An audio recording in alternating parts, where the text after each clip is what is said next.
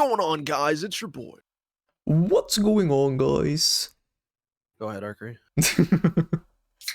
Hello everyone and welcome back to the JAMcast. This is episode 4 and as always I'm joined by my two co-hosts, Juno and Mac. I'm drunk right now, not gonna lie. Sure.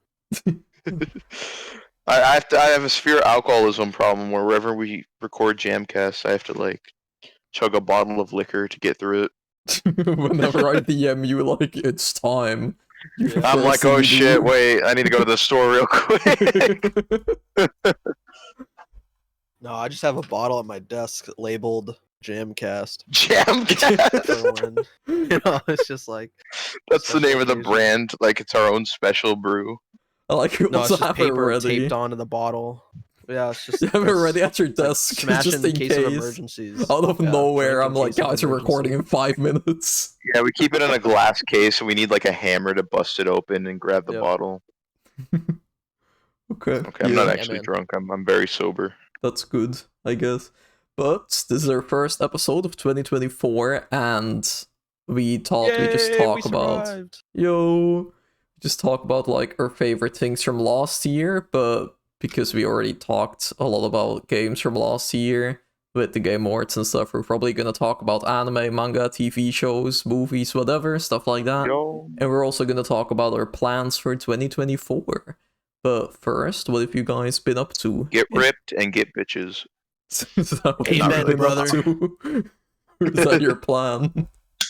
Yeah, I'm trying to look like Yujiro Hanma with the demon back, you know? Damn. Yeah, man. Now for me, no, I want to do a lot more this year with like just different outlets of art, you know, graphic design, music, etc., etc. I want to try. I want to try making more YouTube videos because if it's cool with you, Dust, can we put like one of your new graphic designs up on the screen right now? Yeah, if you guys want. Yeah, cool. Like this shit is so awesome. I don't know exactly which one we're showing in the podcast right now, but these are heat. He's cooking. We'll show all of them. They do look cool. You should send them to me later, so I don't have to go searching through the Discord. Yeah, I will. But yeah. So I want to do that, and then I also want to make more videos, because I only made 2 last year, and I enjoyed making those. So I want to do more. I think I was a bit too ambitious with like my original ideas, like the long form retrospectives that are like this video is like 4 hours long of me talking about this fucking PS2 game that like 2 guys have played. Oh, those are peak YouTube though. It is, but I just feel like I need to build up to that. You know what I mean? Like going from like the 2 videos that I made, which barely even hit 10 minutes, and then I'm like, I want to make a video covering the entire history of Neon White. Of the bouncer. That's a lot. Needs a whole new skills video on the bouncer since it's short. Yeah, I gotta get, I gotta work up to that point. Yeah, Mark, you sound like the wise sensei. You need to hone your skills a bit. That's what I've become after playing the bouncer. I've become the wise sensei. After Arkry, you uploaded those 2 videos, I was looking through like your channel, and I was very inspired by how far you've come. Wait, which videos did I upload? It really is kind of crazy how Arkry's views are like so good. Your 2023, like these are the games I played. My like 2 latest ones. Yeah, your last 2 videos of the year. Yeah. Like it just had me looking through the channel. I'm just like, man, he's come a long way. Thanks, man. So it's inspired me to want to do. Glad you found your niche. Want to do content like that, like get to where you are at. You've inspired me. Oh my god, it's very nice. Thank you.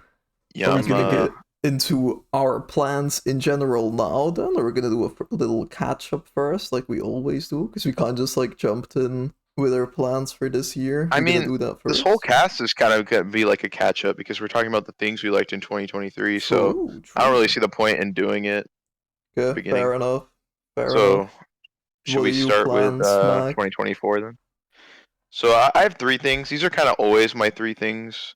Well, no, I've only had 2 things I was passionate about before, which was my art and then my RPG Maker game that I eventually want to make. Those are the 2 things I've always wanted to do. And this year I hope I can, release some new chapters of my comic and get that demo done for my RPG Maker game at the very least. And then I also started making videos. I made my another Eden video, which was very fun to make. So I immediately decided, hey, I'm gonna make a long ass video next, which was probably the worst decision I could make. And I'm still working on it to this day. But honestly, it's so close to being done that I might have it out by the time this podcast comes out. So hopefully that is what happens. So you and Juno kind of did the same thing, make a small video or two and then instantly try to tackle a really big project. Yeah. Which, by the way, I don't think I'm ever going to do again. Like, the type of videos I want to make are just short, like, 10-minute review type videos. Like, my thoughts, some cool things about, like, different games. Yeah. I really don't want to get into the video essay niche of, like, here's an hour about why this game's entire plot is pure Kino. Like, I don't know. I'm not really. Mugen Butt Sex is the greatest game. Here's why Tokyo Mugen Butt. Yeah, the best game you never played. That's what I was gonna say. They always put that subtitle in the videos. The best game you've never played. Like, what the fuck? What if I have played that shit? You don't know me. I need to make a video like that one day. I need to find the game that no one plays. The Bouncer, the Square Enix game you've never played. Apparently people played it. When I tweeted I was playing the Bouncer, so many fucking people were like, oh my god, I remember playing the Bouncer. Dude, yeah, Dilly and Neko both played the Bouncer. It's crazy. Dado too, man. Dado's like, I fucking love the These Bouncer. are people from our Discord server, by the way, if you're confused about these side characters popping up in the season finale. They're also on Twitter. True. They're also on Twitter, I think. Yeah, most of them are, I'm pretty sure. So you're just gonna focus more on art, your RPG maker thing. And then as far as videos go, once I'm done with this Dragon Quest one, I think I'm going to try a bi-monthly thing. Because honestly, while I do like making videos, I would rather focus on my art and my game more than videos. Yeah. You're also working on a lot of stuff. Bi-monthly. So yeah, that's my creative outlets. Your art's been really cool as well. Like, especially when you were doing the Inktober stuff. I was really like surprised every day you were putting out some like really cool drawings. I've really wanted to do that to try and up my art game, and I feel like you could kind of see the improvement if you look at day one Inktober than like the later ones. Like you could kind of see that they got better and better. So I definitely need to start drawing more. It's just hard to find like things to draw, like that I want to draw. Yeah. But you know, once I do find something that I want to draw, it's like it just comes to me quick, and I'm like, oh, okay, this is nice. You're fine with that. I'll also put some of your drawings on screen as you were talking about. Yeah. Put the I'll send you which ones to put, but yeah. I've been working on that. For me, my plans are kind of like I talked about it in the end of 2023 video as well. I don't really have anything too specific in mind. I'm just gonna keep doing what I've been doing basically, minus the like news kind of videos that I was doing for Persona 3, because that was fun to do and I really like doing them. But at the same time, it's like a rumor comes out and you kind of just have to talk about it that day. And I don't want to just like put out a video instantly. I like editing them and actually have like quality content. Yeah. Can I cover ReFantasio news? Especially it's got to be like crunch time when you want to make a video like that. Yeah, exactly. As soon as possible. And it was really annoying. Sometimes on the Friday nights, it would be like, I'd open Twitter and it's like, oh, a new rumor. Guess I know what I'm doing tomorrow. So, not really doing that anymore. But I do want to, like, still talk about that stuff, like, that you just said with ReFantasio. There's a good chance that I'll make a ReFantasio video before release, just kind of talking about it. But I'm not going to be like, oh, there's a new trailer, I'm going to break it down and all of that stuff. Babe, come to bed. Not now, there's new ReFantasio news. Oh my God. I have to fucking record this video right now. Well, that's all. Just like more reviews that I've been doing, stuff like that. Besides that, I don't really have anything. I'll probably make like some Persona 3 videos, like one more before release, then when it's out I can do a review on it. Probably make a Rebirth video. I don't know what else I'm gonna do. Should do what Game Theory did and start like doing like Arkry films and like Arkry food, Arkry games. Yeah, Arkry food. So today I went to McDonald's. Today's the classic Belgian waffle. Yo, true. Belgian cuisine. Yeah.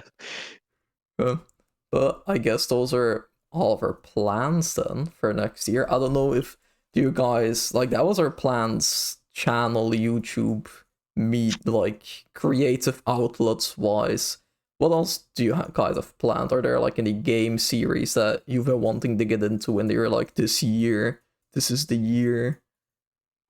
Or some like other series that you really want to check out? Well, last year was my Fire Emblem marathon where I played all the Fire Emblem games that I hadn't yet. And then this year is going to be Final Fantasy, so I'm going to finish all the Final Fantasy games that I haven't yet, which is going to take significantly longer, so I don't even know if I'll finish that this year, but we'll see.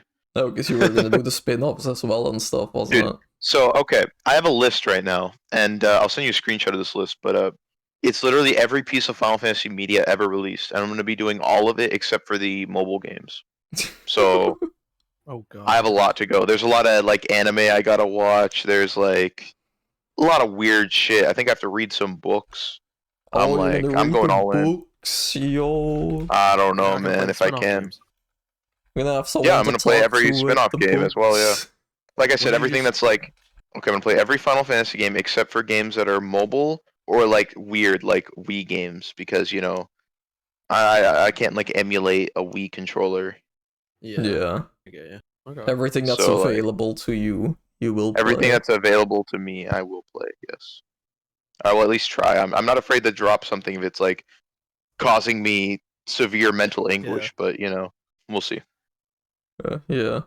All about you. I am there's no specific series that I'm looking to start, but I definitely want to start playing. I want to play more single play, like more story single player games. More, I guess, this year's release like games, you know, because I didn't really play that many. You can actually play Yakuza 7. Yeah, I'm gonna play Yakuza 7 eventually. Let's fucking go. This year is definitely gonna be good for that.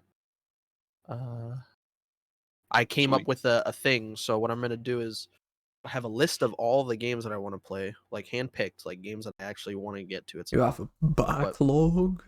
Yes, but my I problem never thought I'd hear the day. But okay, I have a backlog for games that I want to get to at some point in the future, but like I have a different list for games that I want to play soon. Okay, yeah. So I took that list, and what I'm doing is I have a wheel, and I just spin the wheel, and whatever it lands on, that's what I'm gonna play. So I'm playing Control right now. And then I'm probably gonna start Metro Exodus because I just feel like playing Metro Exodus. Fuck the wheel. Oh man, are you gonna go into the Alan Wake games? Yeah, eventually. Eventually, I'm gonna play those. I just don't want to force myself to play anything like that. You know, like I want to play it when I feel like it. Yeah. I get that. Yeah, that's I mean, definitely don't force yourself to play Alan Wake 2. There's like, you can wait a while on that one. I don't think you need to be in a rush. Alan Wake 2 more than Alan Wake 1. Same. I mean, but I got to play the first one so I know what's going on. Fair enough. And then American Nightmare, I'll play eventually. I think that's a spin-off. I'm not too sure. Did Remedy make any other games? They made Max Payne. I know that. Yeah. Then they just did Alan Wake 1, Control, Alan Wake 2. Okay. Yeah. I have to play Max Payne 2 and 3. I never played those. What is Max Payne? Is it? I literally know nothing about those games. It's a third-person shooter. I know that, but like, is there like a weird storyline? Like, what's the story? It's like a revenge, like cop, storyline. Like the main character, and kid are killed and trying to hunt him down. He's like a hard-boiled detective from New York. Is it like trippy at all? Because I know other Remedy games are kind of trippy. No, yeah, it kind of is. There's certain like dream sequence levels that are trippy, but not like it's still grounded in reality, you know. But Control is Control is fucking. I was playing Control yesterday. That shit was insane, man. Yeah, isn't Max Payne also getting a remake or something? I think I remember hearing about that. Yeah, apparently in Alan Wake 2 they tease Max Payne remake or something like that. Really? I don't know for sure. Remedy Entertainment will remake the iconic Max Payne and Max Payne 2 as a single title in development with Rockstar. Ooh. What? That's Rockstar interesting. did Max Payne man. 3. Oh, okay. Okay. That makes sense. Interesting. Then, guess that's happening.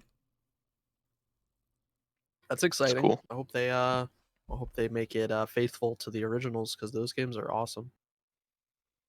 Yeah, it's always weird when like remakes should always be faithful. I don't like it when they're just like, oh, this is a remake, but we're also changing like everything. I like it when they change the bad parts of the originals though. Like Yeah, in Dead yeah. Space. They changed the outside level that was needed. I hated that shit. But yeah, no, I agree. I think they shouldn't. They should change as little as possible while improving. Yeah. On the bad parts. True. Yeah. It's time to talk about what we liked in 2023. Wait, Well, Arkry, what are you? My plans. Yeah, I forgot. Man. Yeah, it's not like you're the host or anything. JAMcast, dude. It's the JAMcast.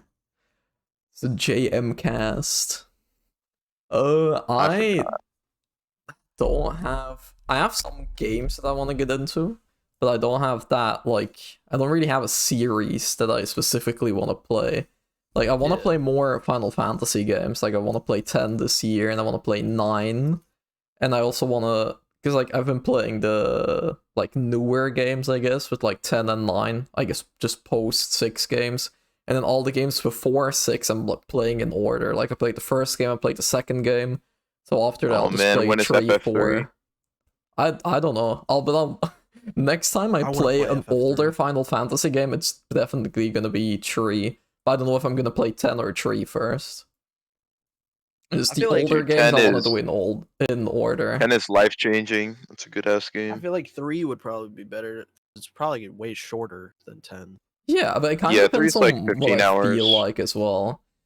Because the games are so different, I feel like. Because the old ones are like the pixel remaster era, and then the new ones are like the 3D, I don't know what to call it, era. So I feel like they're different enough that I can kind of see what I feel like at that moment. If you're in the mood for a new game, like hyperfixate on and like praise as the second coming of Jesus Christ, then yeah, 10's a good one. And I'll play Alan Wake 2. Oh, come on. Alan Peak 2. Yeah, 10's my second favorite Final Fantasy. I think that game is very close to perfect. I love it. That's cool. Yeah, that's the Final Fantasy game that I do want to play next, and I feel like that's basically a guarantee that I'll play it this year. But besides that, it's kind of just gonna be what I feel like. Like, I want to play more of the Yakuza games. I want to play... I want to play the old Persona games as well. I have the first Trails in the Sky game, so it's kind of just like whatever I feel like at that moment, I'll probably start. But that would be literally the only thing you'd play all year if you went into that rabbit hole. Oh my god. Dude, I hope you like Persona that's 1. why it's just like right now I don't want to say like, oh, I'm gonna play more Yakuza games because maybe I just won't feel like it. So I'm just gonna see what I feel like, but I do have games in mind. I want to play is it 7 and 8's the new one that's coming out, right? Yeah, Infinite Wealth. I want to play 7 and 8 at least. Yakuza... I don't know if I'll go and play all of them, but like I want to play Infinite Wealth, so I have to play like a dragon. Because they're connected. Yakuza is just a very high quality series in general. There are like no bad games. Even though I personally am not the biggest fan of beat 'em up combat, so I haven't played the older ones. Like, I can still respect that they are like just very well made games with incredible storylines. Yeah, I want to play like a dragon and Infinite Wealth, and then Zero. Those are the 3 Yakuza games I want to play. Yeah. Oh, so you're kind of fucking up already. You're gonna be pretty confused on 8 if you don't play The Man Who Erased His Name, which is like a spin-off game in the middle of the 2. Oh, true. But that game's pretty short. It's like a 15-hour game. But didn't that game come out basically just set up 8 further as well? Like, isn't that one of the main things? Yeah, so it happens at the same time as 7, and it's like it's what Kiryu is doing during the events of 7. Yeah, I mean, I'll play if that's the case. I'll play both of them. I want to play 0 at some point, but the new ones are the ones that I want to play since Infinite Wealth is coming out. I'm not gonna play Infinite Wealth like for a while. Yeah. Yeah. But I just want to start with those ones because Dude, I I mean, like the turn-based. Yeah. I think Infinite Wealth is already going to be my game of the year, right? I feel like that's going to be like a top 5 or even top 3 game of all time for me because Yakuza 7's my 6th favorite game. So like, this game looks better in like every way, and that's crazy to say. That's pretty crazy to say, considering it's literally the third day of the year, and you're already like, this game will be the best game all. This is the game of the year. If you watch all the trailers for it, like, dude, it's the video game. I don't know what else to say. Some trailers are like 10 minutes long, and they're like a 10-minute story trailer. Yes, because there's just that much there. It's, oh man, it's gonna be so good. I will never watch a trailer again. I've been avoiding Persona 3 shit like the plague.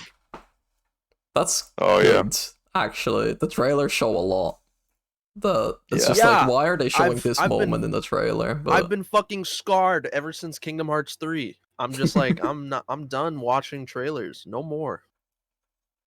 Yeah. No more. No more, Oh. Heroes. No more, Oh, yeah. No more Heroes 4. That's right. I'm announcing it here on the podcast. Me and Sue have been working close together. JAMcast world premiere. Yeah, are we really at world premiere level? Jeff Keighley's like shaking in his boots right now watching the JAMcast. Fuck, no way. No fucking way, bro. What the fuck? E3 is officially dead now, so it's time for the JAMcast to step up. Yep. Him and Hinolte in the fucking Stark Industries tower, just like having a cup of tea, being on the television. No More Heroes 4 announced on JAMcast podcast. Oh man. That would be the day. I don't know what the fuck that sentence I just uttered was, but yeah. I'm not gonna even bother giving the viewers a Hinolte lore briefing. Just know he's a friend of ours. Yeah, one day we'll mention him them here and there already, but he's like an enigma. Hinolte is an enigma. You can also find him on Twitter, so that's that. Yeah, he'll appreciate the shout out. Finding him on Twitter. Alright, but I guess those are our 2024 plans. Talk about our favorite things of this year, or just like noteworthy things from this year. What have you I been up to, like Arkry's sister. What? I was like in the middle of a sentence. I do not know what you guys were saying, and then I heard you talk about my sister. well, you're like, what are your mother? Things of the year? And I was like, your mother. I see. Yeah, just your family. They're very nice. No, I'm just gonna continue my sentence. Before we say our favorite things, what have you guys been doing in the past weeks or so? What is your new hyperfixation? What have you been up to? Do we even need to say it? The Bouncer. We did play the Bouncer. That. We played it for New Year's. We gathered in, and we played the Bouncer. It's one of the forgotten explain what the Bouncer is, It's awful. It's one of the forgotten Square Enix masterpieces. I don't even think we need to. PS2 game made by Square Enix, and had character designs.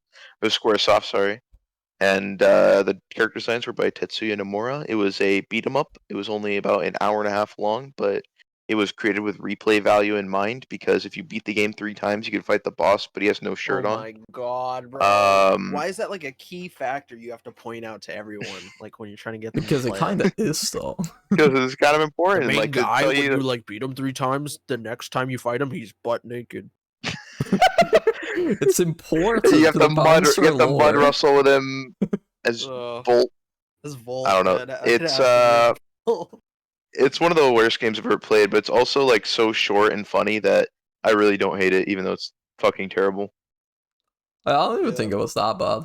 But as a joke, we've kind of just been talking about it over the past few weeks or something, and then we just had the idea to all play it at New Year's to make it either our last game beaten from 2023 or the first game in 2024.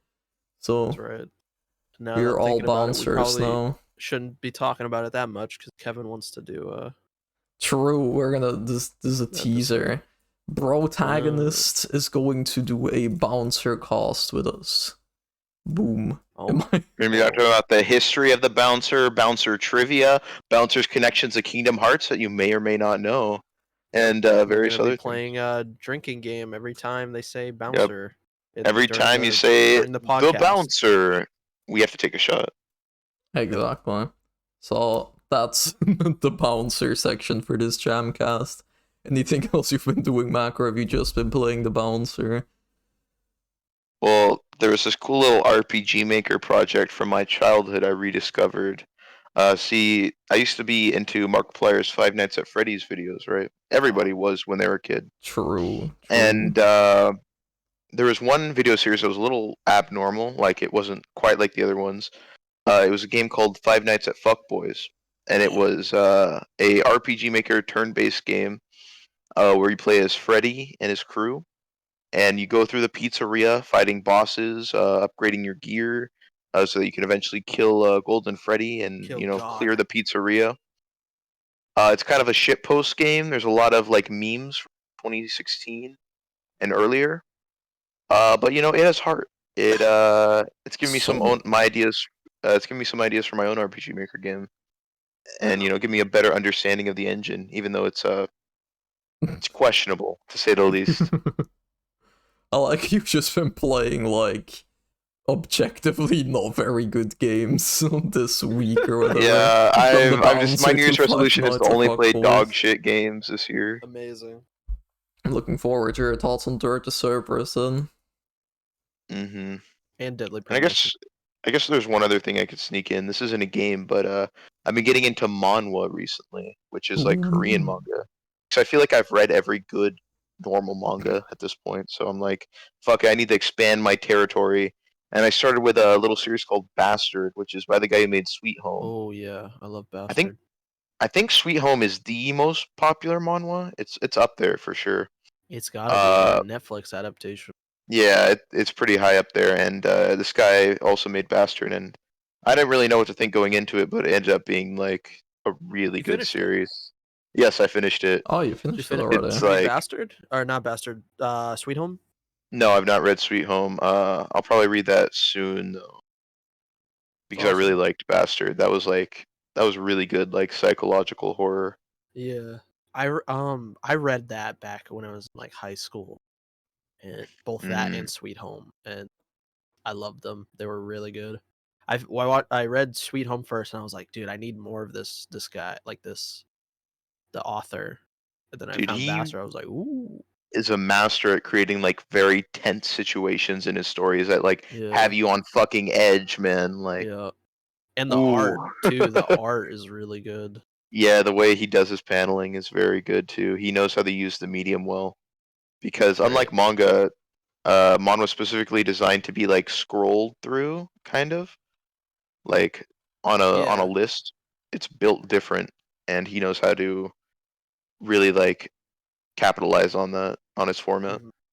Is it long? Is it a long series? You can somehow. No, Bastard is pretty short. I read it in 1 day. I think I read it within 24 hours. So yeah, it looks cool. I haven't heard of it before, but I'm looking at it now. It's looking interesting. Yeah, both Bastard and Sweet Home are really great reads. I've heard of Sweet Home before, but this one I've never like heard the name. That's cool. That's cool. Yeah, I didn't know you were. I didn't know you read those. That's cool. No, I didn't read Sweet Home at all. I just know of Sweet Home.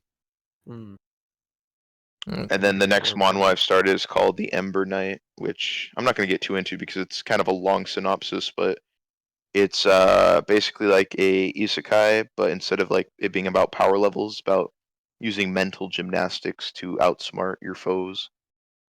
It's very very unique how it's built. It's cool.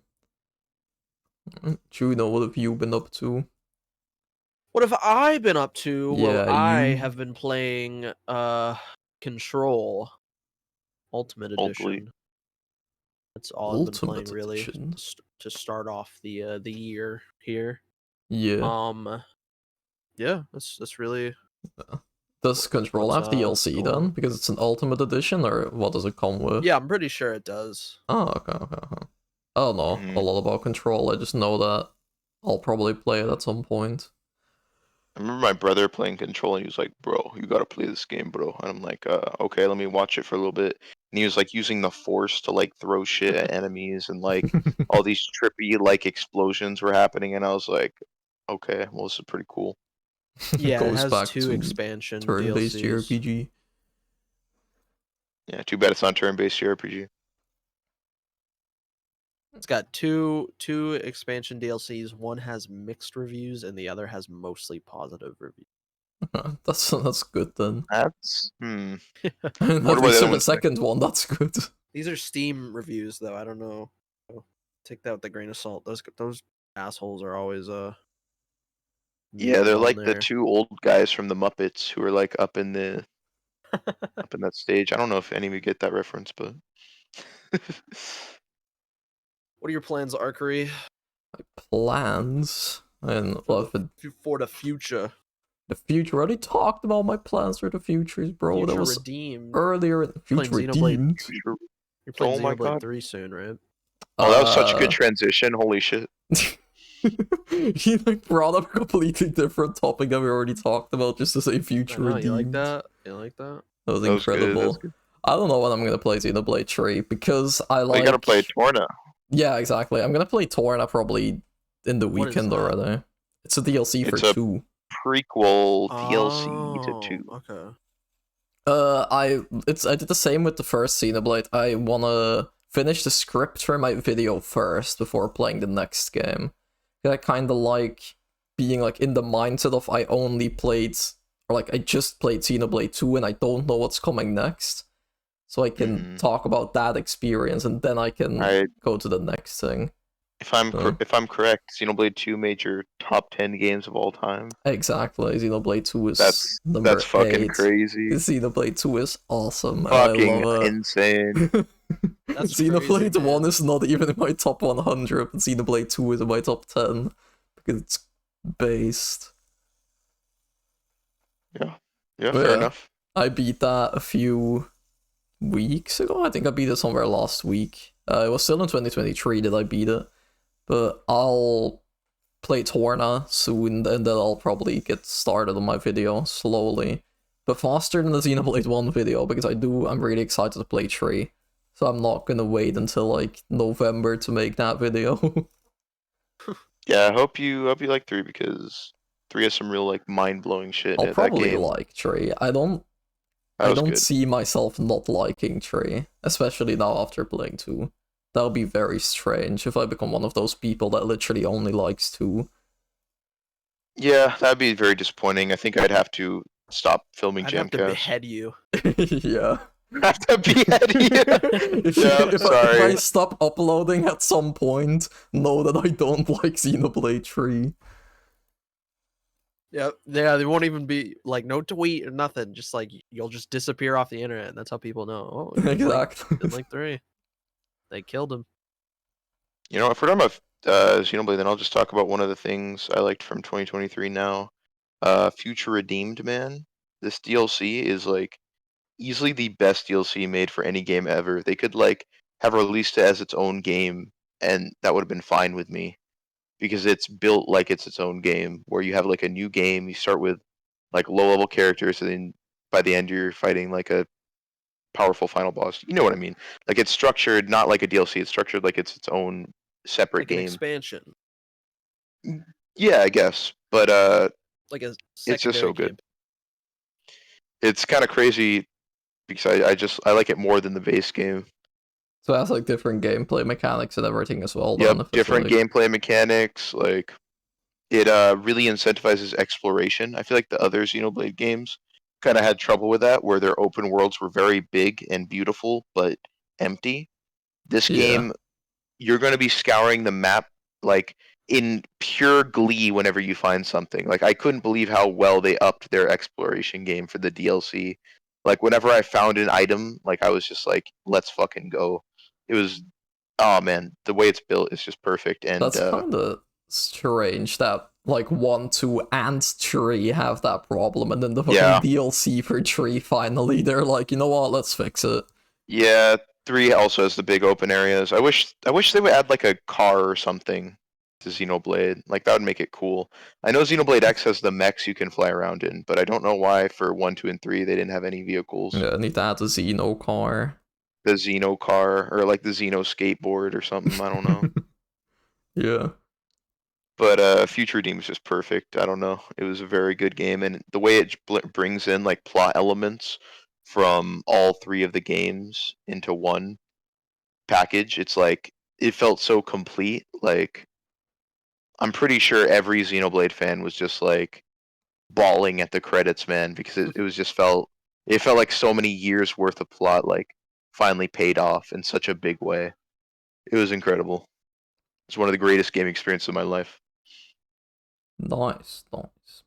So there you go. Now you can be hyped for 3. I was already hyped for 3, but now I'm hyped for the DLC of 3. It's good shit. Alright, so anything else? Juno, do you have anything from 2023 that you're like, holy shit, that was peak? That's not Baldur's Gate 3. We have 3 episodes of you talking about Baldur's Gate 3. You talk about Baldur's Gate 3 again. Honestly, Bomb Rush Cyberpunk was pretty awesome. Oh yeah, that was one of your videos. Yeah, that was one of the 2 videos I did. I'm looking at my backlog right now. Dude, can you fucking believe open world Jet Set Radio? Oh man.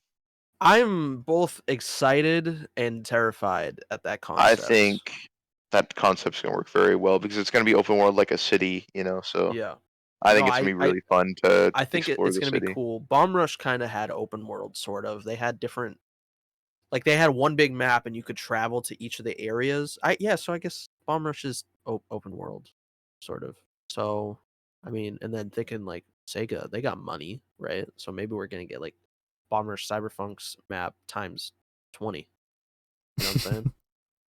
But at the same time, I don't know, man. I'm just worried that modern gaming is gonna fuck yeah. Up, you know? It's gonna be an Ubisoft like fucking game. $5 to buy each character. Fucking oh my god. $20 to log in every day. Different skins.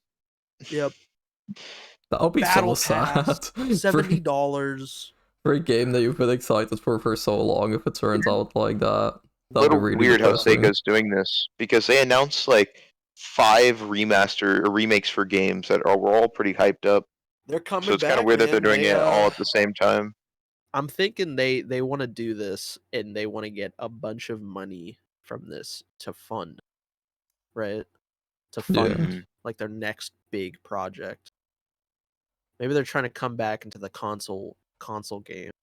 I mean, I love old Sega games. Sega had a certain like aesthetic in like the Dreamcast era and Sega Saturn era that just has never really been matched again. My second most wanted game of all time is a Skies of Arcadia remake. That game was like it was like a game that takes place like in an open sky, and you're like a sky pirate going to different islands and like solving their issues. You get into like ship battles. It had like the most amazing sense of adventure, and I feel like if it got a remake, it could really like capitalize on that. Yeah, I think a lot of old Sega games like that. That certain audience that grew up with. Oh yeah, that game. I think as long as they do it right and like make it good, like think about the classic, like think about the original game they're basing the remake off of. Like as long as they stay faithful to that and make it fun, I think they're gonna make bread. Yeah, we'll see. But I don't know. I've been seeing like opinions on Twitter, so Oh no, not Twitter. No. Just fans on Twitter. That's scary as shit. Jet Set Radio, but we'll see. I have faith. Nice. Silent Hill 2's coming out soon. The remake that's supposed to come out the 4th quarter of this year. I am in the camp that believes it will be bad. Yeah, I don't think it's gonna be good. Has there even been a trailer yet for it? Yeah, the first reveal trailer. Yeah, we haven't gotten a release. No, I mean like a. Yeah. Okay. Interesting. Like no, we just have the reveal trailer, I think. Because that the only Silent Hill thing that's come out since was that one like alternate reality game. The Ascension game, I think. Ascension game, and that's one of the worst just things ever made. I think. But that's so fucking terrible. Like, just the way that it's monetized is so fucking shitty. Like, isn't it a game that you watch like a video and then you have a choice and then everyone has to vote on it or something, but you can just pay to get more votes. Yep. Like, so it becomes like a money laundering contest. Yeah. I don't know. That does sound like weird. A money laundering scheme. What the fuck? Like, oh, you put $1 million in the Silent Hill Ascension. Yep, seems legit. Yep. And they haven't released more trailers for 2, but I'm pretty sure the developers made a statement of like, oh, development is going along smoothly, but it's the publisher that decides the marketing, so don't worry, the game is still coming or something. Because I saw for a while people were worried because we haven't heard from it for so long. Yeah. It's good. We also have that other Silent Hill game that's coming out at some point. The new one. The Japan one? Silent Hill F or something like that. Yeah, that looked cool. That one looks pretty sick. That one kind of gave me the heebie-jeebies a little bit. Ooh. So that's what you want. You want the heebie-jeebies. I think Silent Hill 2 remake. I don't think it's gonna knock my socks off, but I don't think it's gonna be terrible either. Yeah. The one experience I've had with these devs was Layers of Fear, and I actively fell asleep playing it like while I was streaming it. Damn. And I fell asleep while I was streaming. I remember watching that stream. You were not entertained. No, it was very boring. But maybe I missed something. Maybe I didn't get it. Maybe. I don't know. I guess we'll see when Silent Hill 2 remake comes. Yeah. So another favorite thing Mac and I have been doing in 2023 is playing through the Team Ninja Souls games. In January, I think we started with Stranger of Paradise. The games all have like 3-player co-op, so we played through them. And they're definitely an experience. Not part of any of this. You're a PC gamer. I would have started with the Ninja Gaiden games, but they don't have co-op, so I kind of couldn't give less of a fuck. I don't know. Yeah. No, we played but yeah, we started with Strangers because it was a Final Fantasy game because it's funny as shit. Like, I think you guys have all seen the part where he like puts his headphones in and says bullshit and like walks away. Jack Garland is just like an undefeated protagonist of all time. Like, I want to start seeing him in like every Square Enix game ever from now on. I legitimately think he's fantastic. I love the way they build Jack Garland because at first you're like just laughing at him at this edgelord, but by the end of the game you like legitimately care about Jack. It's really a weird experience, but I love it. The story is really fucking offbeat, but it's got charm to it. Yeah, because you're playing it now with someone else or single player, isn't it, Juno? It feels exactly like those games from like 2005, like those 2005 wannabe Devil May Cry action games. Exactly. It has that same energy. But because the base game was fun, like we all enjoyed the base game, then we also played DLC, which is probably, if Mac earlier said that Future Redeemed is one of the best DLCs, I'd say Stranger of Paradise is probably the worst DLC I've ever played. Of anything. Yeah, bad. It's not the worst Ninja games have bad DLC. What were you gonna say, Sammy? I said it's not the worst game you've ever played. That goes to a certain FF7 spinoff. Exactly, the worst game ever played. We'll get into that eventually, I'm sure. But wait, now that Sammy talked, Sammy is also here now. I was just about to ask, did you guys introduce him? We were planning, Team Ninja. Or I was planning introducing him when we get to Neo 2, but anyways, I guess we'll just introduce Sammy him now. just talked, so I'm gonna introduce him now because people are probably confused. Sammy is here again, a returning guest. Because he's been here the whole time, he just hasn't been talking until now. No, he just got on for this. He just got on for this section. We played Stranger of Paradise with someone else, but because the DLC scarred him, he doesn't want to be on the podcast. It scarred him so much they also didn't want to continue the Team Ninja binge. So me and Mac got a new person in, and that was Sammy. Not me. No, you need to tell the full story. We tried to get Nura in. I don't think Nura has any content for us to introduce. She's a Twitter artist. We'll just call her that for now. Yeah. Twitter artist, Nura, Discord, just good friend. She is just an artist. Yeah. Yeah, we tried to get her in, and she did not like it. She quit after like the second or third level of Neo 2, and so we're like, well, fuck, let's get Sammy in here. Exactly, we needed the best gamer we knew. Blame her all that much. You know, Neo 2, Wulong, it's not for everyone. You know. Yeah. Yeah, exactly. But we're gonna get into muscular men like us. Yes. But. They cycled through 3 different people and ignored the unemployed guy. But that's because the unemployed guy like you're gonna make money. PC. No, but my point is I have the most free time. Oh yeah. you physically couldn't play with us because you're only playing on PC. Yeah, and that's bullshit, man. Fucking get your shit together, dude. It's 2024. Everything should have crossplay. It sucks too because even if I wanted to like buy a better PC right now or a Steam Deck, we still couldn't play Rise of the Ronin with you because it's PS5 only. True. Yeah, that's horseshit, man. Yeah, but that's for Neo 2 and Wolong that we'll get into a bit, and that's why Sammy is here. But to continue the Stranger of Paradise DLC. So here's what really pisses me off about that DLC. When Stranger of Paradise came out, the creators were low-key throwing shade at like Elden Ring and Dark Souls by saying, "Oh, we don't care if you play on like easy mode or normal. We have that here for like people who aren't good at Souls games, you know."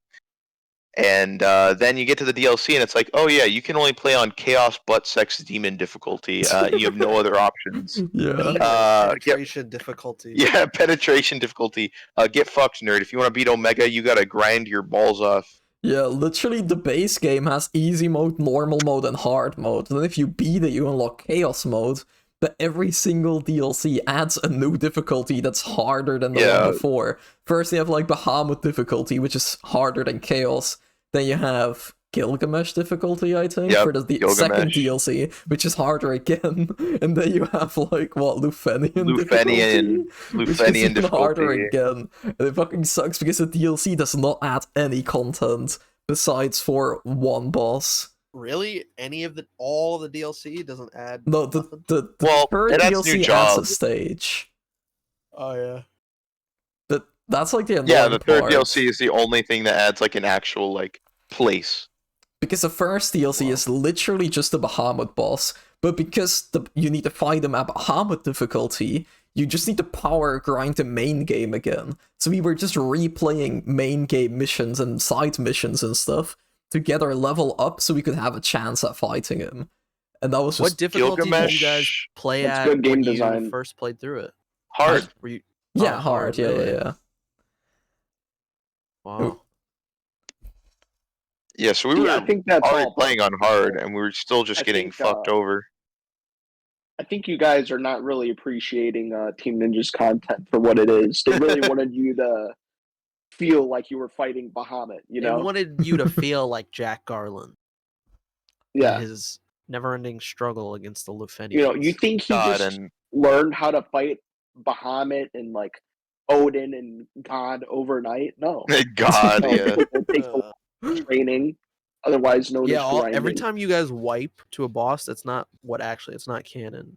The only canon ones is when you guys win, you know? So I don't know what the fuck you're talking about. Anyways, back to the DLC, like yeah, man. After they have you do Bahamut, they have you do Gilgamesh's DLC, which is like a what would you even fucking call that shit? Like I think it's a tower roguelike, mode. maybe tower mode, I guess. Like you have to do all these weird challenges, and then like you get a little bit of money when you do those challenges, and a little bit of progress towards the next challenge. You can use the money to buy items. You could recruit like little monsters, and it's like cool in theory. But then you get to a mission that's like really fucking hard, and you die, and you lose like everything you own. You become a broke ass homeless Jack Garland, and you have to rebuild your empire again. Yeah. And fucking, it was so frustrating, man. I mean, the fights in Gilgamesh were fun. I think he's one of the most fun bosses in that game. But fuck, man, dude, yeah, like it's the same with Bahamut. His boss in itself was pretty fun. It's just the fact that the game just wants you to replay the main game on the highest difficulty to have a chance at him, which is just not fun. Like, why did you pay for the DLC just to replay the main game? Because the main game is awesome. I already played it. And then, as if Bahamut and Gilgamesh wasn't bullshit enough, Lufenian DLCs where we actually had like PTSD. The Omega fight in that DLC is, I think I can safely say it's the hardest boss I've ever fought in a video game. Yeah. Like, you guys beat it though, right? Yeah, we beat it. It added a new stage though, which was cool. Like, we didn't have to replay the base game again. Like, we were able to just grind from the new stage. Yeah, that's what sucks. It was so promising at first. And fucking Omega. Wow. We only beat Omega by abusing like broken mechanics within the game. Like, there's a gambler job, and if you're really lucky with gambler, he can just fuck shit up. And then I was using Blue Mage and 10,000 needles, which does 10,000 damage no matter what every time you use it, which is obviously good as fuck. Yeah, we were ninja canceling in front of the door as well. Oh my god, ninja canceling! Why is that a mechanic? Why is my god? MP, right? Yeah, you have to ninja cancel to start with full MP. You can have two jobs. So one job would be your main job, the one that we did damage with, and then as the second job, we would just have ninja, because if you use a skill with ninja and then instantly cancel it, your max MP bar would go up. So we would just spam cancel abilities to have max MP going into the fight. Otherwise, we would not stand a chance. And you'd have to do that every time you lost, right? Yeah, yes. Every single time. Oh. It's sadistic. So that's why we made the very smart decision to do the Team Ninja binge and play more. Yeah, that's why we made the very smart decision after that. We were like, yeah, my cock and balls just got completely obliterated. Let me do that 3 more times. Every Team Ninja game has DLC that works like that with the weird difficulty levels. So it's like, even if we wanted to play the DLC, it still wouldn't be worth it, even if that's why we didn't fuck with any of the other DLCs. Yeah, after Strangers, we didn't do any DLC anymore. But before we did Neo 2, we also tried Neo 1. We tried Neo 1, and it has the worst co-op I've ever seen in a video game. I don't even know why they have co-op in that game, because it just fucking infuriates people.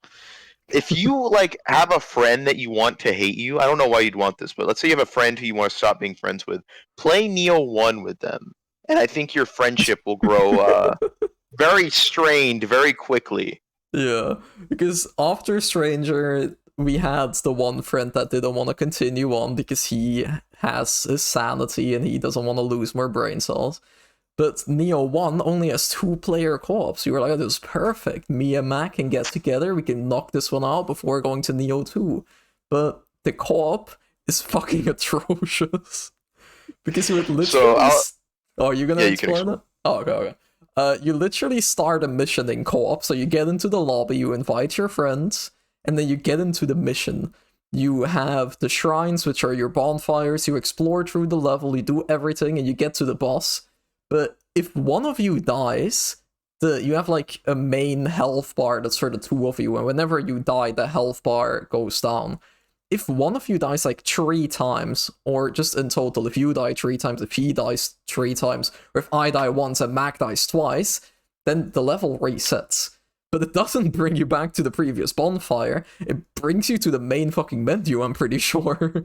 I think every time that happened, I had to re-invite Mac, we had to reload the level, and do everything again. Christ. Nothing was saved. Dude, if you die 3 times. They might as well have fucking uninstalled our game and sent it back to GameStop at that point every time we died. Like, I don't know what the fuck they were smoking. Go back outside, fucking pick it up again. Like, if it was an easier game, sure, but it's a Souls game. Like, of course you're gonna die more than 3 times. Like, dying and retrying the whole fun of Souls games is the point. Yeah, die exactly. Until you succeed. No, you die 3 times only to get fully reset and have to do everything again. I don't even think you carry over your, like, levels or anything. No, I think you literally lose everything. Yeah, it was full reset. Oh my fucking god. So that didn't last long. I'm pretty sure we didn't even finish the first quest. We did finish the first quest, but the first quest is funny because it's solo only, and so we suffered through that, which took us both, I think, hours because of how hard it was. Yeah, and then we get to the second quest, and we're like, oh, fuck, no, we're done. But then Sammy was there. Or I guess first Nura was there, but then she gave up, and then Sammy was there for Neo 2. Yeah, so I decided to, like, tag in and I'm like, hey, you sure you don't want to play this game? I'm sure it's great. Are you really sure you don't want to play? And then I tagged in. I'm like, all right, I'll play it. It's going to be great. And not only was it great, it was the best Souls-like ever made. No, it wasn't. He's lying. Nioh 2 is a much better game, but it's definitely not great. Yeah. No, it's like a 7, I'd say. Yeah, I think we all gave I it would a give 7. it very barely a 7, like It's bordering. it's a low light 7. 7. Mm-hmm. Sammy, why don't you 100. talk about the Nioh 2 experience? Because me and Mac talked about Stranger and Nioh 1. You can do Nioh 2. Mm-hmm. So Nioh 2 is a game that often felt like insurmountable. There was a lot of bullshit with the levels, like, and the enemies and stuff. But there was the bosses mainly. There was some bosses that were just, as we were talking before, big bosses that are just tanky. Everything's tanky. Yeah, true. But the levels were straightforward to get to, at least, and I think there's some parts there that were better done than Wulong, where Wulong was more, I'm getting a little off track here, but Wulong was more, you have to find this last flag, Yeah. and then you will kill the boss instantly. Where Nioh 2 maybe had a little more balancing. Nioh 2 had pretty fun character building. Like, when I figured out, like, what worked and what didn't work, like, that process was pretty fun for me. Yeah. I liked the, like, yokai abilities as well in Nioh 2, and, like, the yokai form was really cool. Not the yokai form. I actually think the yokai form was bad because you would beat a boss and you'd get your ass beat, right? But then you'd start the boss again and you'd have yokai form, and all of a sudden you'd be doing way better because yokai form makes you, like, invincible. So it started to feel like the meta was just to, like, start the boss with yokai form. But none of us wanted to grind out every single time for the yokai form because that's fucking boring and time consuming. So I don't know. I really didn't like the yokai form mechanic at all. I thought it was I didn't hate it, but I do remember that a few times we would start a boss and it would just completely destroy us, and then we would just do the boss again and again until all of us had our yokai form ready. And also, then we just did the difficulty of this game is so weird because once we got a little over halfway, the game just became, like, that's what I was kind of easy. Yeah. Like, we hardly died at all, like, in the late game, other than one gimmick boss. Even once we figured out the gimmick boss, he wasn't hard either. So it's weird. Yeah. I don't know. Look at your average, like, Soulsborne game, and you're like, oh, okay, I expect all the tough, insurmountable challenges to be an end game, but for Nioh 2, for Wulong, it's early game. Wulong was like mid game with whatever his name is. I forgot his name. Tao Ti. Yeah. I guess we can move on to Wulong because we've been talking about these games for a bit. Wulong was the last one that we played. We beat it a few weeks ago, I think. I think it was, I think Wulong was slightly better than Nioh 2, but not like a groundbreaking game by any means. I liked it more just because I had, like, the parry and you had the parkour and stuff. It made the movement and the combat just a lot more fluent and more fun. Other than, a couple bosses, I felt like the combat was more fair because of the parry button. Like, a lot of times when I died in this game, I felt like it was my fault rather than just blaming, the Team Ninja jank. I think the levels were more fun to explore because of the platforming. Team Ninja might have added the most based weapon of all time into Wulong. That's the puppet saber. This is the funniest shit ever. So we play Wulong way after it comes out, and they had a crossover Liza P, which gave us all the puppet saber. And we're like, oh yeah, we'll try the Liza P weapon. And we proceed to butt fuck the entire game with nothing but the puppet saber for the whole time because the special attack it gives you is fucking insane. It can stun lock like half the bosses of the game. It is ridiculous. Most of the bosses we just trapped in a corner and, like, puppet sabered on them. Puppet sabered over and over again till they died. It was, I don't know what they were thinking with this weapon, but it's all we used. If it was a human-sized boss, it was getting trapped in the corner with puppet saber. It's kind of funny because Stranger of Paradise has like the really in-depth job system that we all had to like build our perfect classes out, and then in Neo 2 we all had to find the best weapon, and in Wolong we all just used Puppet Saber from the first mission to the last. That's a big problem with Wolong, is there's not quite as much character building as their other recent games. Yeah, so they have like spells in Wulong, and like you're supposed to use those to like buff your character, like shoot out little fireballs. I barely used that shit, to be honest, other than a couple buffs. The offensive spells are really bad, yeah. They also have like different weapons, and every weapon has multiple skills, and that's like really cool. But when you give us the Puppet Saber right off the bat, why the fuck should I experiment with all these weapons when this move just fucks every boss? Like, it doesn't, I don't know. Do all these games feel the same to play? They have some similarities. Like, all of them drop a shit ton of loot. Like, you get every armor piece like 30 times. They all reuse enemies really often. And, like, you can feel that it's from the same developer, but I wouldn't say that they, like... I wouldn't say that they play that similarly. Like, they do all have their distinct style.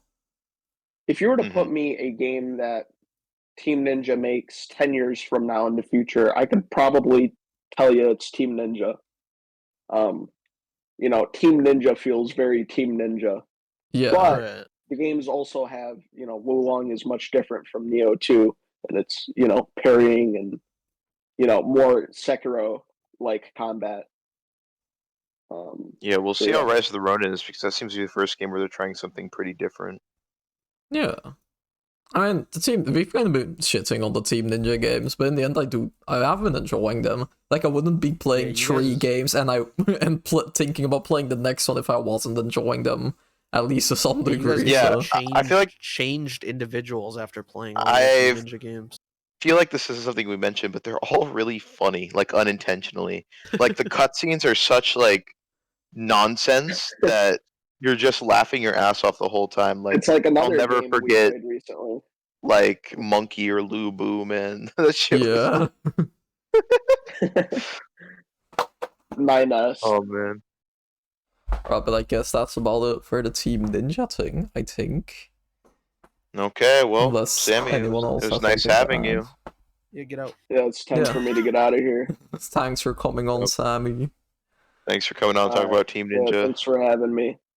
I'm always down to talk about the greatest game developer of all time. We'll have you back in a few months for a Rise of the Ronin spoiler cast. Yeah, the Rise of the Ronin mega review cast. The mega cast, yeah. Alright. Later. Okay, so that was the Team Ninja section of the podcast. Can't fucking stand that guy, man. What the hell? No. I feel like we talk about most of our gaming stuff of last year and our like plans for next year. Is there anything else of like maybe anime, manga, TV shows of this year that was or like this year of 2023 that was a highlight for you guys? 2 of my favorite movies ever came out this year. The Marvels and no, not the Marvels. I'm talking about Godzilla -1 and Shin Kamen Rider. Both these movies are like so fucking good, especially Godzilla -1, which might just be my favorite film of all time. They somehow took like the monster movie formula, but they make you care about all the individual human characters, so that you're not really watching the movie to see Godzilla destroying shit. Like when Godzilla starts destroying shit, you're like, no, stop, Godzilla, don't hurt the people. I like these people. Don't do it. It was such a weird feeling because it's just like, oh, it's so good. I don't know how to describe it, but like they do such a good job of building up the characters, and then when the monster actually appears, you're like, fuck, stop, don't do that. I feel like most monster movies like try to do something like that, but they also always kind of fail, and you're always, when I was watching them, I would always think like, oh, when is the human stuff gone? I want to see monster destroy things, because it just failed to make it interesting. But I guess in this one they finally did it. I don't want to go into plot because I think literally everyone watching this needs to see this movie. I think anyone can enjoy this, from like fucking wine moms to Fortnite kids. because it's just like it has something for everyone in this movie. And all I'll say is that during the ending, I was in not a packed theater, but like a sizable theater, and I think literally everyone was sobbing. Like you could hear people like just fucking crying in the theater when it ended. Like it was a masterpiece. I don't know how they made a movie that good. Fucking blew my mind. Holy shit. And then yeah, Shin Kamen Rider was really good too. Did you end up watching that one, Dusk? No, I still need to watch it. I watched it in Protagonist server with them, and I don't know. I don't know if they liked it or not. They were talking about Xenoblade during the whole movie, so whatever. But I really like that movie too. It takes like the classic like Power Rangers formula, but it makes like a really mature and like gory and emotional storyline. Using that kind of like weird cheesy formula, and it's just a good mix somehow, and I really liked it. So yeah, it was a good year for movies, other than the fucking Marvels. You watch anything? Did you guys see any good movies? Juno. Like movies that came out in 2023. Doesn't really matter. Just like anything. No, it doesn't matter. This year. What's your favorite movie you watched this year? Or like my favorite movie that I watched this year. Hold on, I'm pulling up a list. We're very well prepared for this JAMcast. We're professional podcasters. Joe Rogan shitting his pants. This year right sorry, let me rephrase. A few movies that I've seen this year that I really like. Kill Bill. I watched Kill Bill. Such a classic. Oh my god. Pulp Fiction. I love Kill Bill. Yeah. I fell asleep. Barbie was really funny. I liked Barbie was really funny. I still haven't seen Barbie. You should watch Barbie. I like it. I'm an advocate. Okay, we should do a Barbie cast. Asteroid City, which I think actually did come out in 2023, and Dungeons and Dragons, Honor Among Thieves. I seen that movie. I didn't even talk about Dungeons and Dragons. That's a very good movie as well. Yeah, I liked it. It's not like a masterpiece or anything, but it just captured the fun vibe of D&D like perfectly. Yeah. It's like it's a perfect D&D movie. Like it's cool. I like it. Yeah. I just watched a bunch of those movies. I like watching the old movies. Yeah, you just named a lot of movies that I always hear in like the classic movies that you should watch. Yeah, top 100 movies of exactly. the millennium that will make you come. Yeah, I have like a little movie backlog growing. It's mostly like shit from the 80s. Yeah. But see if I get through that this year. I don't have a lot to add to this. I'm not really a movie Let's say guy. You watch fucking Marvel movies, bro. I don't really I like watching movies, but I'm not really like, I need to watch this film. Talk about Ant-Man Quantumania. Ant-Man Quantumania was very bad. I think it's a lot worse than the Marvels. I don't think the Marvels is that bad. Holy shit, worse than the Marvels. I agree, honestly. Ant-Man Quantumania was like, I felt like I was getting trolled. I feel like Ant-Man Quantumania tried to do a lot of things and it failed at everything, while the Marvels just tried to be like a fun movie about like 3 heroes, and it was like just a generic superhero movie, but it didn't try to be more either, and it was just pretty entertaining to watch. I actually want to talk about my Ant-Man viewing experience. So when I was like halfway through the movie, I thought what they were doing was they were like gonna make fun of the Marvel formula that's been getting roasted a lot online. I was like, oh, that's what they're doing with this. That's pretty clever. But then the movie ended and they never did that. And I was like, oh, wait. No, this is just like an AI generated Marvel. You were just on copium, like, oh, this can't be this bad.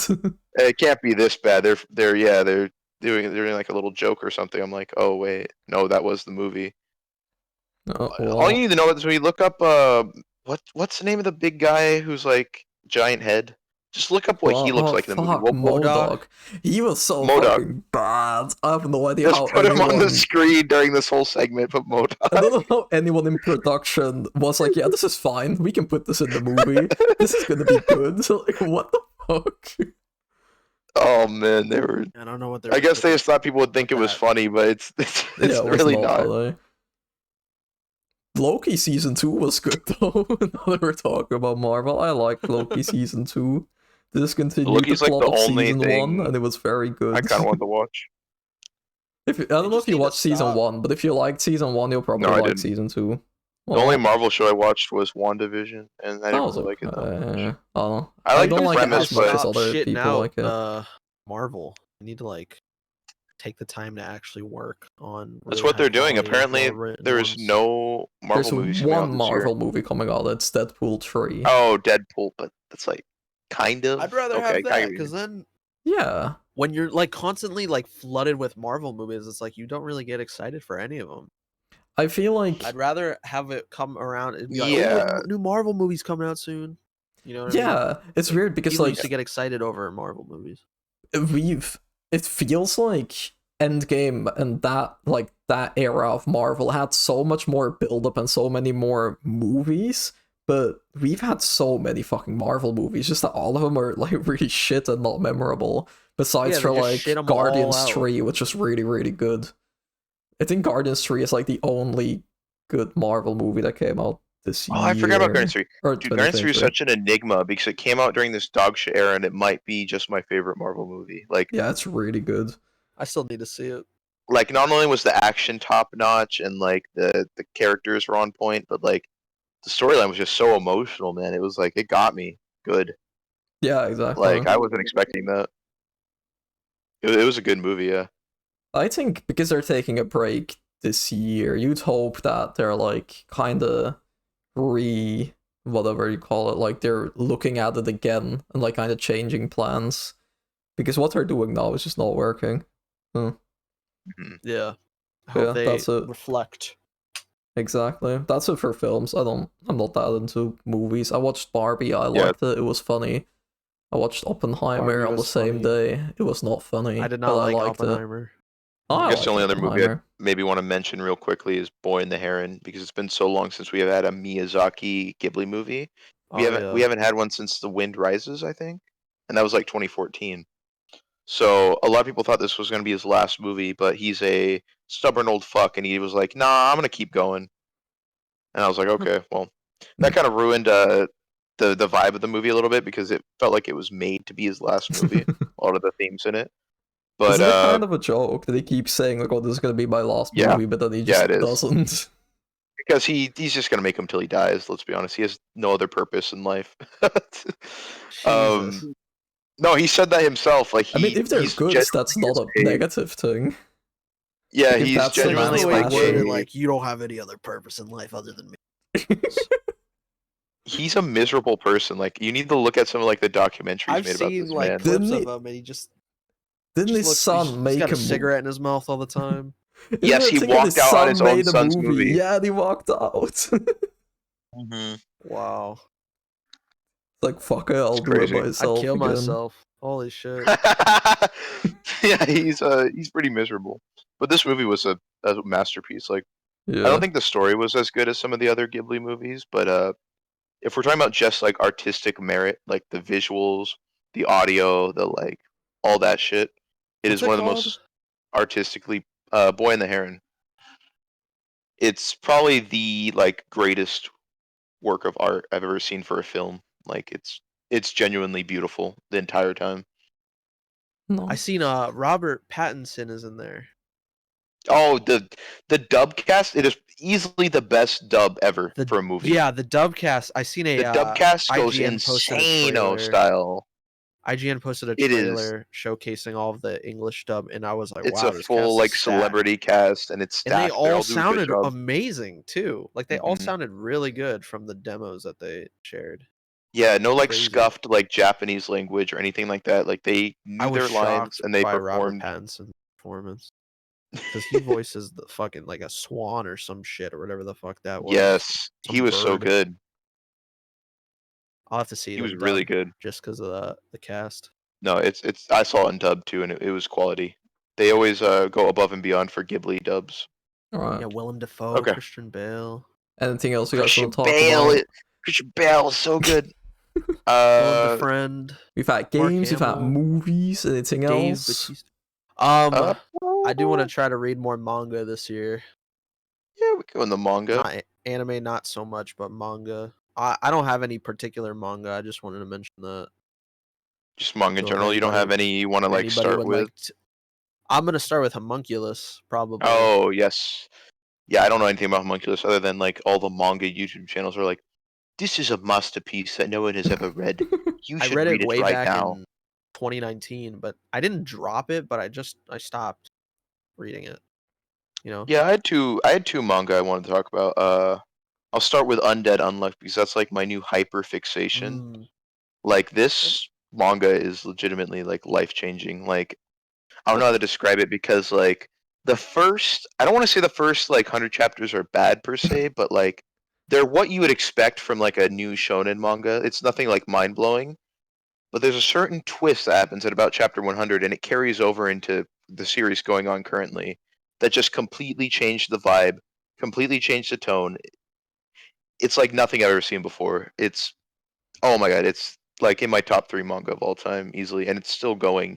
And every single chapter is just continuing to blow my mind further. It's like not stopping the pace at all, It's and it's cool. so good. Is the I think it anime any has good? the anime is perfect. It's David Productions, so it's the guy who did the JoJo. Oh, The guy. JoJo. David. Yeah, the David.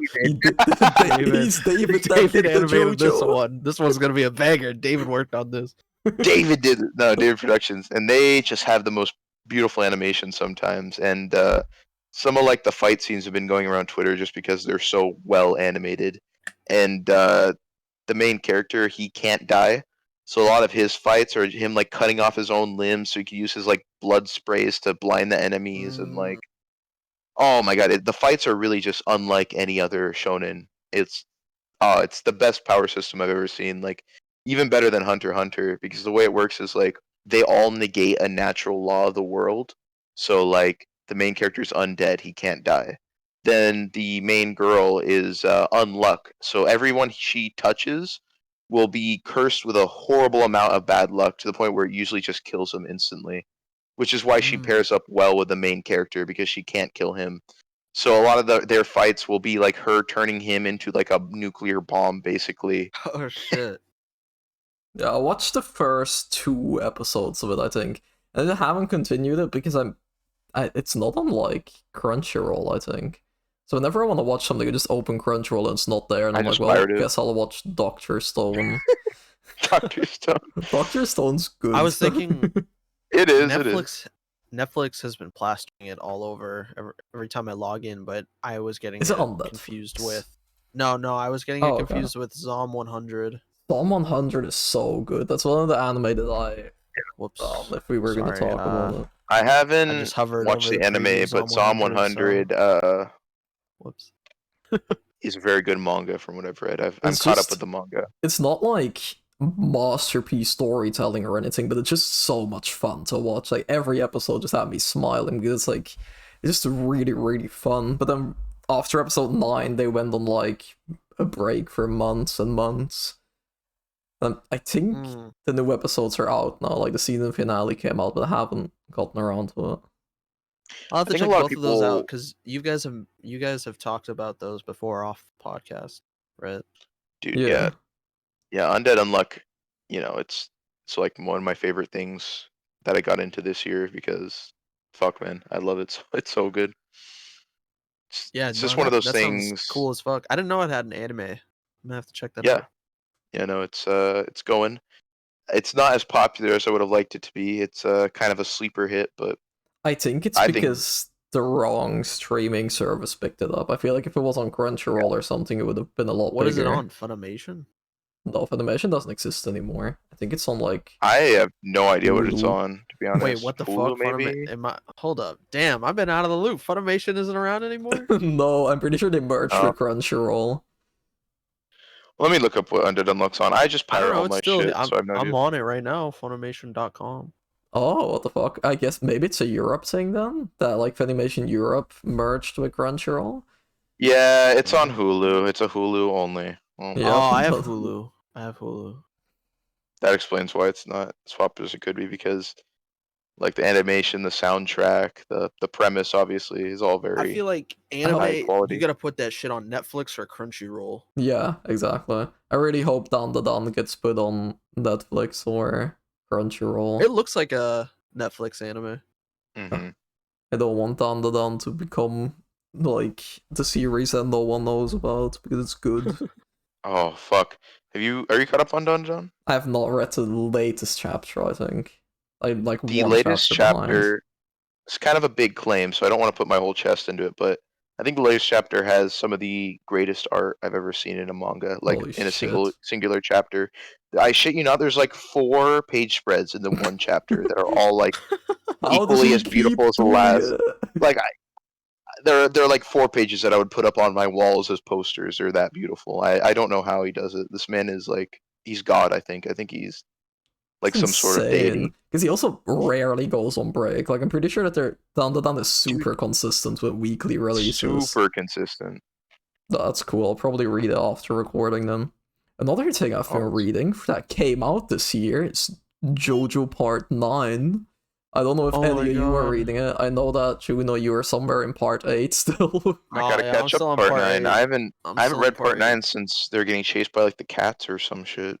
That whoa. Ended like I don't want to hear nothing recently. Oh, you don't want to hear it? That was vague. That was vague. I'm just kidding. I'm just kidding. You can talk about it. Just don't spoil. No, I mean there are only 10, 11 chapters out or something, so I can't say that much anyway. But it's been really good. I was hoping there'd be less. Fuck.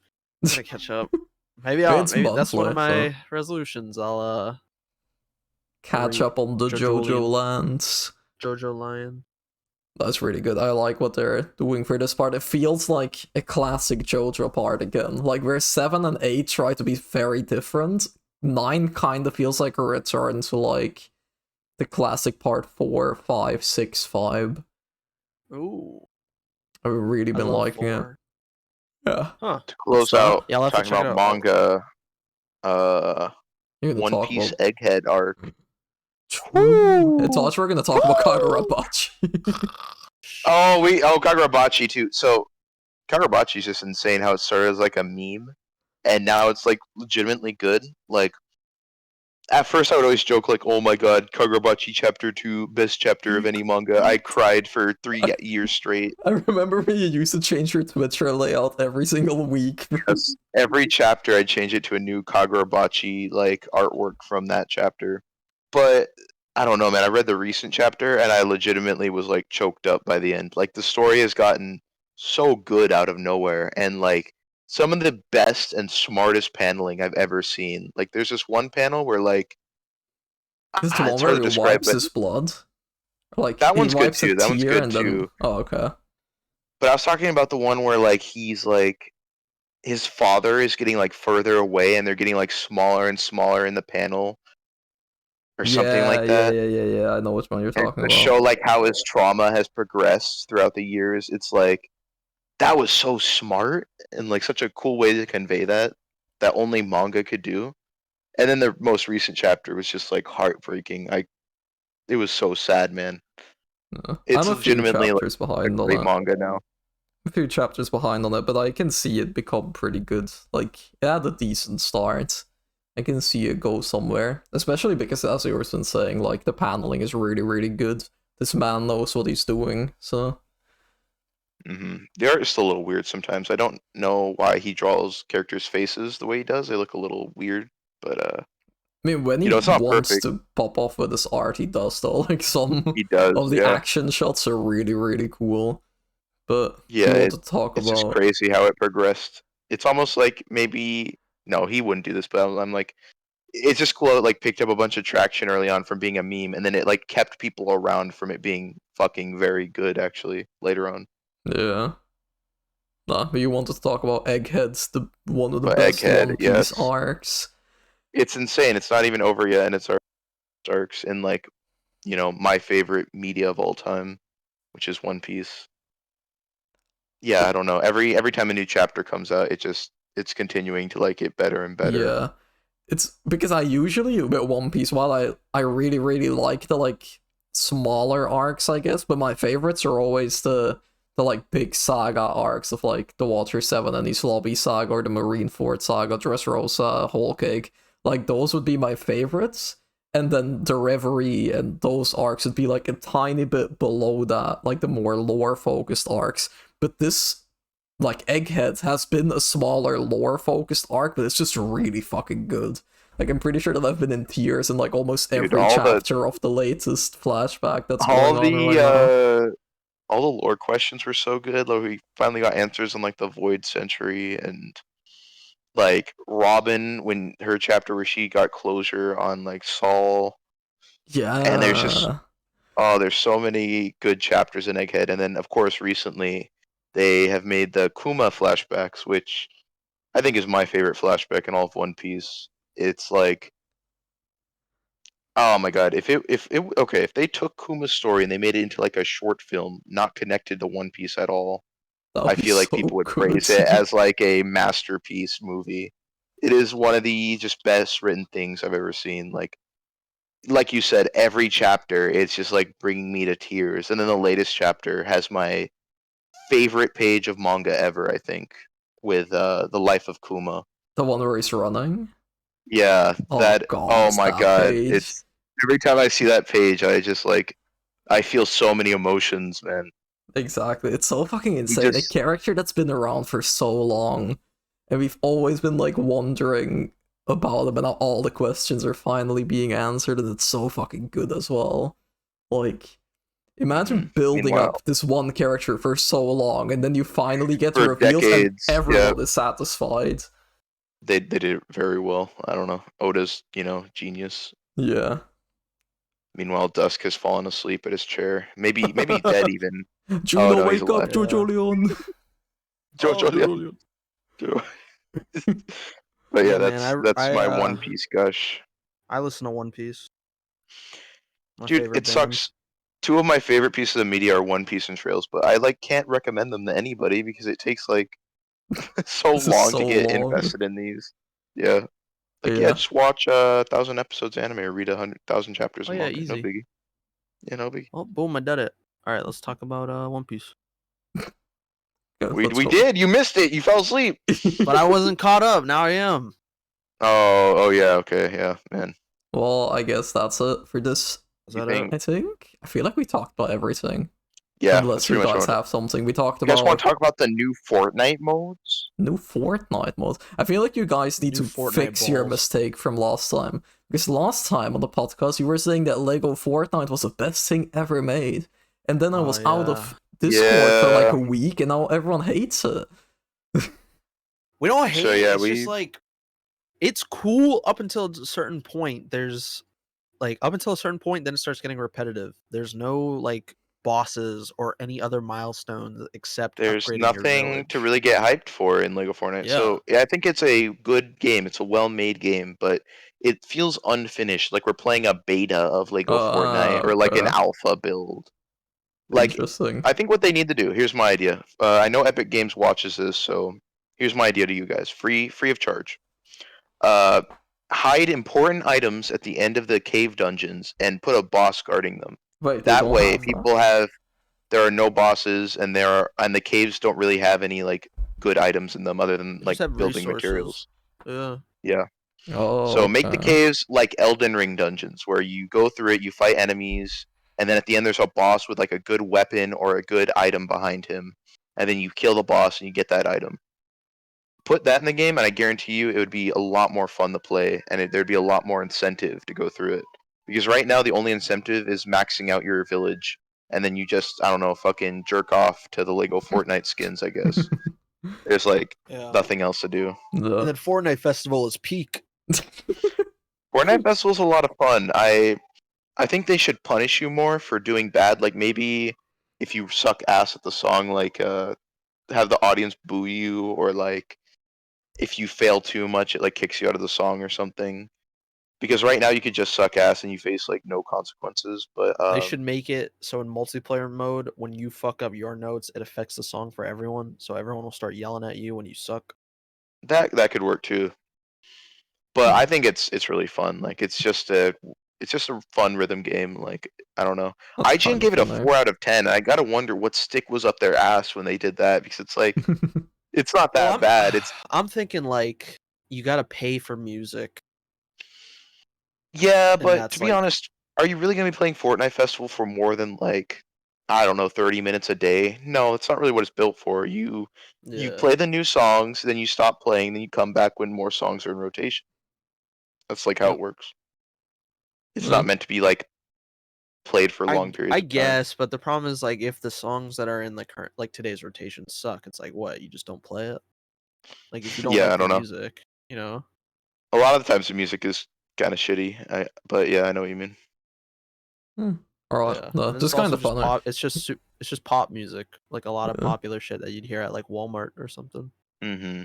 The new racing game is something I barely touched at all. I think I played it a little bit it's because I'm whatever. trying to get there's a skin to unlock and I'm trying to get that. It's alright. Fun. Okay, It's filled with cool then. bots. Yeah, that was my main issue. Is I didn't feel like I was ever really competing with anyone other than the other people I was playing with. Yeah. They're either No, all like really bad or they're bots. you can tell when it's a bot because it's like if you're the only one, like I was playing and all of my games except like a few, I was the only actual person and I was just miles ahead of everybody else. Yeah, Mm-hmm. that's shitty. Yeah. No, I just was thought just it was playing single funny. player. Like last episode, I remember you guys being the complete opposite. Like, oh, Lego Fortnite is really, really good, but the festival mode is just okay. It's okay. And I just like flipped. I don't. I played like an hour of Lego Yeah. Fortnite and I haven't touched festival. I don't fucking know. I'm just sitting here playing Crisis Core, and I just hear that your You haven't opinions played at like a festival at all? 180. No, I've not. I've never booted it up. What helps is like all of us having like crossover characters for skins. Yeah, I It makes guess it it's really funny to funny, see like it. seeing everybody Yeah. in like a band. Like All seeing right. fucking I don't know, seeing like Ghost Rider like singing Yeah, that first like 5 seconds Bad when everyone's Romance or like something. in the band and it's showing everyone like Yeah, hopping it's in. really funny. It's funny. Yeah. Alright, well I guess that's it then. We talk about everything. This is a long episode. I have to pee. Yeah, Viewers at yeah. home, I So have to let's pee wrap it really up. There's bad. one last topic I wanted to talk about with all of you. more. Do you have any 10 out of 10 games you played this year?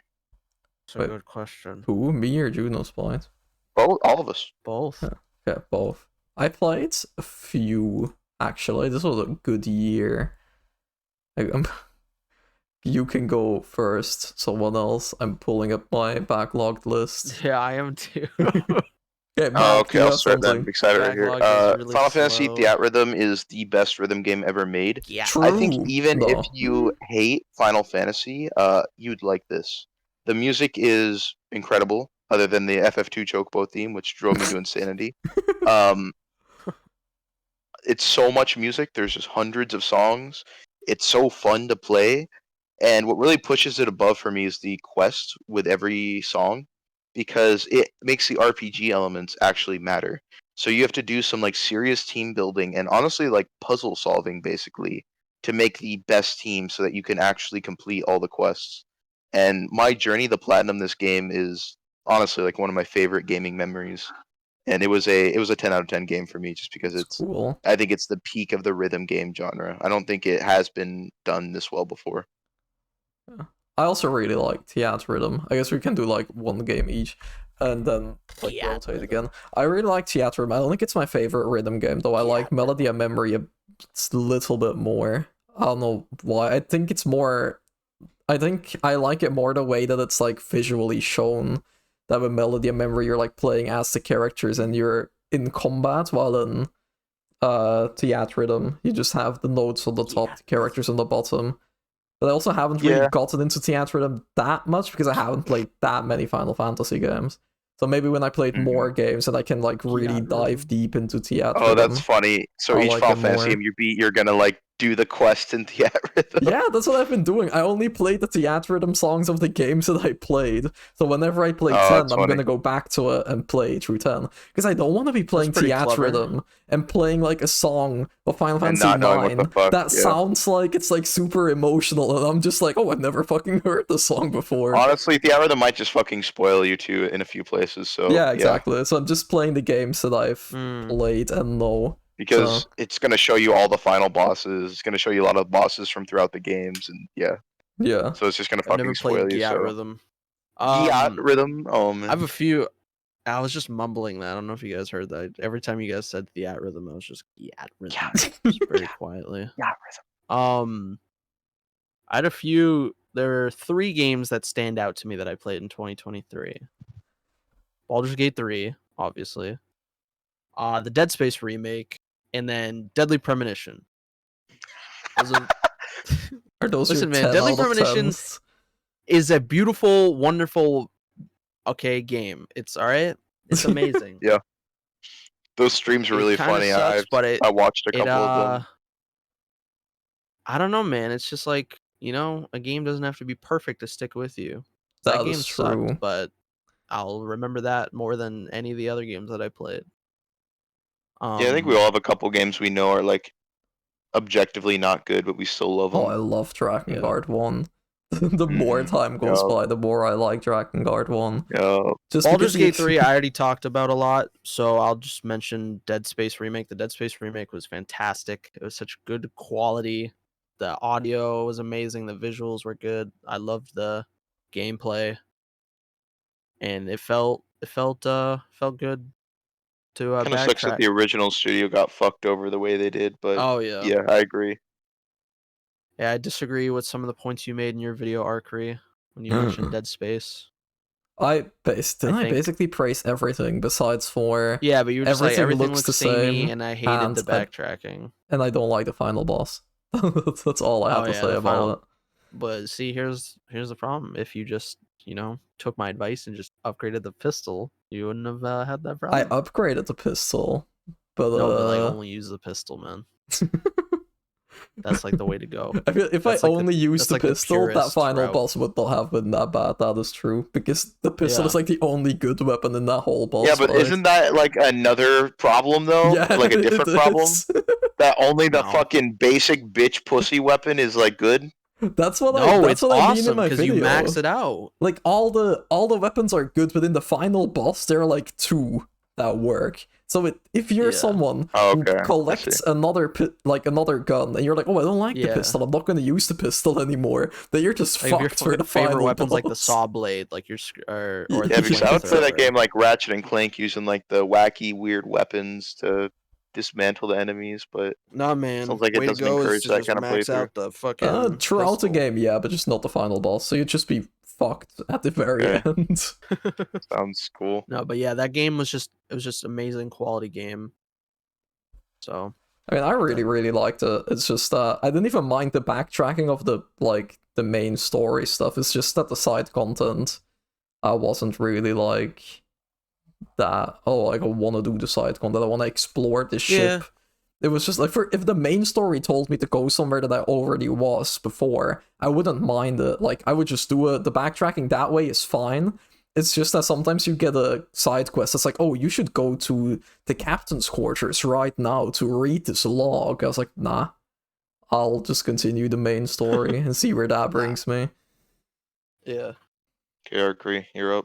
Yeah, I guess 10 out of 10 games. I have a few. I already talked about most of them. I have Resident Evil 4 Remake, which is incredible. It's perfect. I gotta play that. Especially with separate ways being added as well. That, like, it put back some scenes that the remake was missing, like the laser hallway and stuff.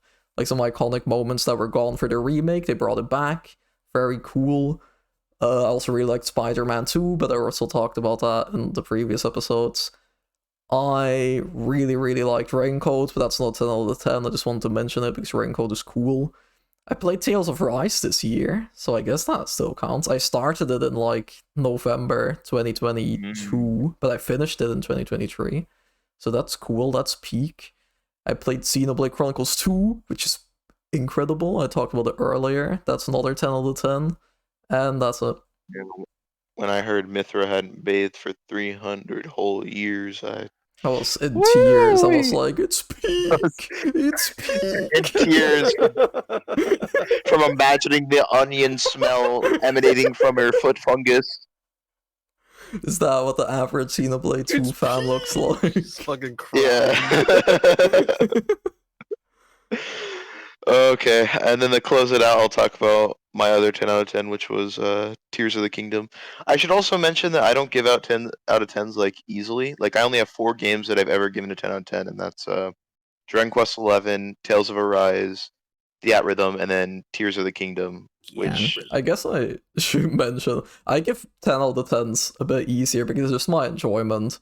Like, Raincoat for me is like really close to a 10 out of 10, even if it has a lot of flaws, just because I love that whole experience so much. Same with like Neo the World Ends With You, it has problems, but for me that game is like a 10 out of 10, easily. So yeah. Anyways, for the 5-star slot for me, because I rate video games out of 5. That's like a personal slot. Yeah, exactly. That's what I have. This is like this video game. I will remember this video game forever. Yeah, exactly. I don't really need to go into detail about Tears of the Kingdom again because I did that in episode 0. But I was watching a Moist Critical video where he says it was also his game of the year, and he brought up a lot of good points. Where it's just like the most freedom I've ever felt in a video game. Like the programming almost feels like it's escaped its shell and like warps itself around the player's play style. I think it is the greatest open world game of all time and one of the most like just incredible gaming experiences you could ever have. It's so fun. Yeah. That's but cool. Yeah, Tears of the Kingdom is a pretty cool game. Like developers, like game developers, when they're playing Tears of the Kingdom, they thought it was like black magic to them. They're like, how the fuck did they even do this?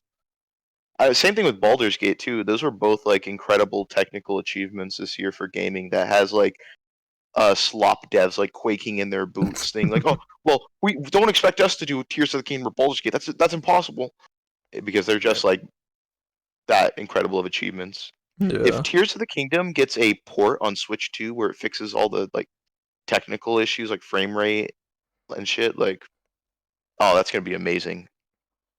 Probably will. You would hope that like most of the Switch games just run better on Switch too. According to the rumors, there was a Breath of the Wild port planned as like a launch title. It was shown off at Gamescom in like some secret underground lair. Maybe they can do a collection. Shit. Yeah, that's what I'm thinking. So yeah. I guess that's it. Happy New Year's, guys! 2024, I guess, is gonna be also the best year in gaming. I already fucked up. 2025 gonna be my year for real. I already fucked it up. 2026, let's go! Yeah. At least we got Persona 3 Reload this year. True. So I guess this is a month, less than a month. And Final Fantasy 7 Rebirth and Grand Blue Fantasy and oh my god, this year's gonna be so good, man. Exactly. It's peak. It's peak. It's peak. It's peak. Alright. I need to avoid women this entire year so that I can stay being a degenerate gamer for an entire year with no responsibilities. True. Well, have fun doing that.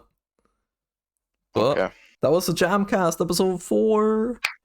Thank you for watching, listening. Oh, this was long as fuck. We need to shorten these. 10-minute episodes from now on, guys. We're making fucking movies here. We had a lot to fucking talk about. When I proposed this topic, I was like, bro, this episode is going to be 20 minutes. We already talked about all of this. No. Okay. Cool. Are we done recording? recording? For watching. Goodbye. Oh, thank you all for watching. Goodbye.